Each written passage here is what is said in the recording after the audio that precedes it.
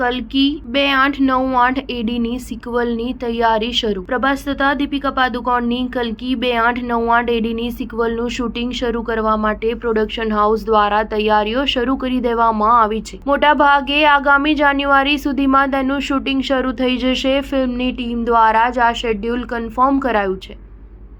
બીજા ભાગમાં કોની કેટલી ભૂમિકા હશે તે વિશે અટકળો ચાલે છે. ફિલ્મની કાસ્ટમાં કોઈ ફેરફાર થાય છે કે કેમ તેના પર ચાહકોની નજર છે. એવું માનવામાં આવે છે કે બીજા ભાગમાં કમલ હાસનની ભૂમિકા વધારે મહત્વની હશે.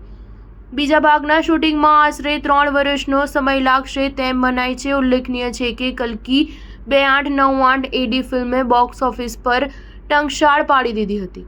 આ ફિલ્મે ફક્ત ભારતમાં જ 700 કરોડ રૂપિયાની વધુ કમાણી કરી હતી. આ ફિલ્મમાં પ્રભાસ, દીપિકા પાદુકોણ, અમિતાભ બચ્ચને મુખ્ય ભૂમિકાઓ ભજવી હતી. સ્ટાર ન્યૂઝ 7 હંમેશા સચ્ચાઈની સાથે.